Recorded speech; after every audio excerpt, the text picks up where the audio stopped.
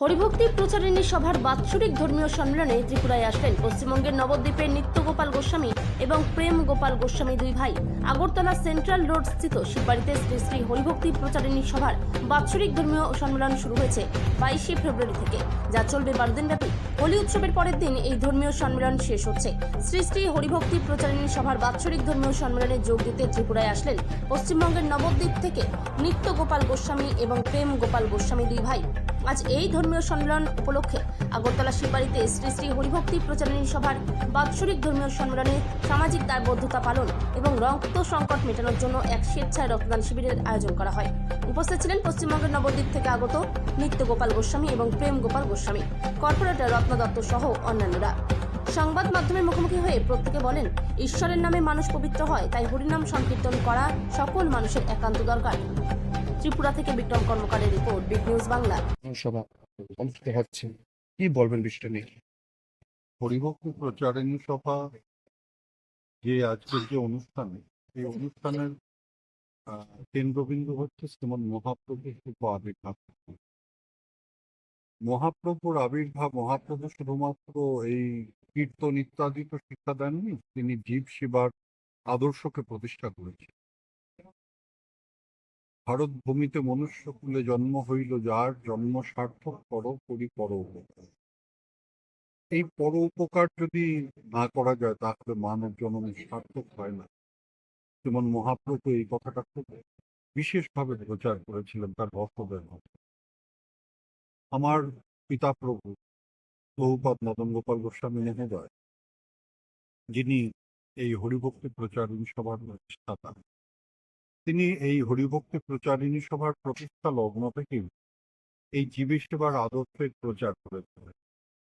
তোমরা যেমন ভগবত আরাধনা করবে, ঠিক সেই সঙ্গে সঙ্গে জীব সেবা, মানুষের পর উপকার, এইগুলো তোমাদের করতে হবে, তবে তোমাদের ধার্মিক আচরণ বা ধর্মাচরণ পূর্ণ। এই যে প্রচারণী সভা মানে কতদিন পর্যন্ত চলবে? আমাদের এই অনুষ্ঠান 13 দিন ব্যাপী চলছে।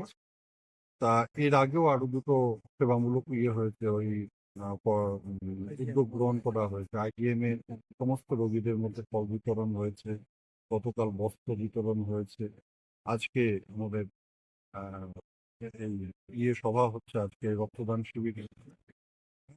আর আমাদের মধ্যে দুজন বিশিষ্ট নাগরিক আমরা পেয়েছি, আমার রত্ন মামুনি এবং সঞ্জয় দা, দৈনিক সংবাদে। আমরা খুব আনন্দ বোধ করছি। ত্রিপুরা তো প্রেমের রাজত্ব। হ্যাঁ, একদম থেকেই ত্রিপুরাতে একটা ভালোবাসার পরিবেশ রয়েছে।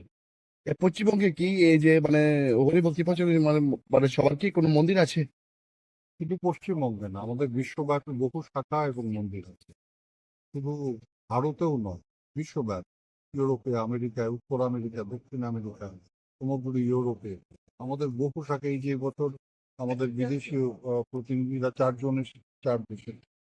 একজন এসেছে আমেরিকার থেকে, একজন এসেছে ইউক্রেন থেকে, একজন এসেছে জার্মানির থেকে, আরেকজন এসেছে ইটালি।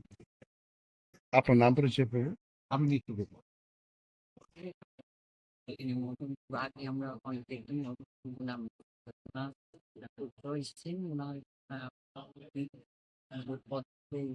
সুন্দর একটা বিষয় দেখানোর জন্য আমরা প্রত্যেক বছর এই প্রোগ্রামটা হয়ে থাকে। আজকের দিনে আমরা স্বেচ্ছায় রক্তদান শিবির করছি। গতকাল বস্ত্র বিতরণ হয়েছে, তার আগের দিন এই যে নানা কর্মসূচি করে থাকে এই প্রোগ্রাম। এটা হোলি অব্দি এই প্রোগ্রামটা চলতে থাকে। ওরা প্রত্যেক বছর এই সময় এখানে এসে সবাইকে একটা ধর্মীয় অনুষ্ঠানে সবাইকে একসঙ্গে মিলিত করে যে ভালোবাসার যে প্রতীক চিহ্ন, সেটা এখান থেকে আমাদের শুরু হয়। ভগবানকে নিয়ে আমরা সবসময় উদ্বিগ্ন থাকি, সবসময় আমরা ভগবানের পাশে থাকার চেষ্টা করি। ওরা যখন আমাদের এখানে আসে, তো আমরা ভগবানকে আরো কাছে পাই মনে হয় আমাদের কাছে। সেই কাছে পাওয়াটাই আমাদের সবচেয়ে সুন্দর একটা দিক। সেই দিকটা আমরা আজকে একটা শুভ দিন, স্বেচ্ছায় রক্তদানের মাধ্যমে সেই দিনটা আমাদের কাছে এসে পৌঁছেছে। কালকে হোলি, পশ্চিম হোলি হবে। সে হোলির দিনে এই প্রোগ্রামটা রাস্তা দিয়ে একদম টেবলু সাজিয়ে সুন্দর করে মিছিল করে যাবে। ওই দিন আমাদের সেই আজকে যে অনুষ্ঠানটা 13 দিন যাবত যে অনুষ্ঠানটা হচ্ছে, সেই অনুষ্ঠানের মাধ্যমে ওটা সমাপ্তি ঘোষণা সত্যি এই বছরে এই দিনটার জন্য আমরা সবসময় তাকিয়ে থাকি যে কখন আমরা ভগবানকে দর্শন করতে পারবো। ওদেরকে দর্শন করলে ভগবানকে আমাদের পাশে থাকা মনে হয় আমরা ভগবানের কাছে আসছি। সেই আশাটার জন্য আমরা ১ বছর ওনাদের জন্য অপেক্ষা করে থাকি। আজকে এই দিকটা চিন্তা ভাবনা করে আমরা ভগবানকে কাছে পেয়েছি। আমি, আমার মহারাজজি আমাদের আমন্ত্রণ জানিয়েছে। আমার বড় ভাই সঞ্জয় দাদা আছে, ওনার ছেলে আছে। সবাই মিলে একসঙ্গে আমরা এই স্বেচ্ছায় রক্তদানে অংশগ্রহণ করেছি। আমি চাই প্রতি বছর এই অনুষ্ঠানে যেন থাকতে পারি। মহারাজজির আশীর্বাদ যেন আমাদের সকলের মাথায় থাকে। সেই আশীর্বাদটুকু নিতে আজকে আমরা এখানে এসেছি এবং প্রতি বছরের মতো এবছরও খুব সুন্দরভাবে এটা প্রচেষ্টা চালিয়ে যাচ্ছি। আগামী বছরও হবে। এই ধারাবাহিকতা বজায় থাকবে এবং মহারাজজির সবার মাথায় আমাদের আশীর্বাদ থাকবে। ওনার কাছে বিলম্ব অনুরোধ করে আমি বলছি যে প্রত্যেক বছর যেন যতদিন আসতে পারি আমাকে যেন বলে আমি যেন এসে ওনার নিশ্চয়ই। আশীর্বাদ নিতে পারি। এটাই আমার কাছে সবচেয়ে বড় মানব জীবন সত্যি একটা সার্থক। কারণ এইসব অনুষ্ঠানে আমরা রাজনীতি করি ঠিকই, এসব অনুষ্ঠানে গেলে আমার খুব ভালো লাগে। কারণ শ্রীকৃষ্ণর কথায় আছে কর্ম করে যাও, ফলের আশা করো না। সেই কর্ম করে যাচ্ছি। ভগবান তো দেখা দেবেই একদিন না একদিন। সেই ভগবানকে দেখার জন্য আজকে আমরা এখানে এসেছি। পরবর্তী প্রজন্মের নিয়ে সভাটা নিয়ে জানি তাই পরবর্তী প্রচারিণী সভা প্রতি বছরই এই মহাপ্রভুর আবির্ভাব জয়ন্তী উৎসব প্রতিপালন করে আসছে ৬৩ বছর ধরে। এবং প্রতি বছরই আমাদের এই অনুষ্ঠানের অঙ্গ হিসেবে আমরা সামাজিক সেবামূলক কর্ম করে থাকি প্রতি বছর। এবারও অনেকগুলি হয়েছে, যা দাদা বললেন, দাদা প্রভু রক্তদান শিবির উদ্যোগ চিকিৎসা কেন্দ্র। তা আমি এখানে বলতে চাই যে মহাপ্রভুর মহাদর্শ এমন যে পরের জন্য, নিজের জন্য মানুষ ওই পশুতেও বাঁচে, মানুষ একমাত্র যে পরের জন্য। তা মহাপ্রভু আমাদের এই শিক্ষাটা, এই অনুভবটা দান করার প্রচার করে দিয়েছে।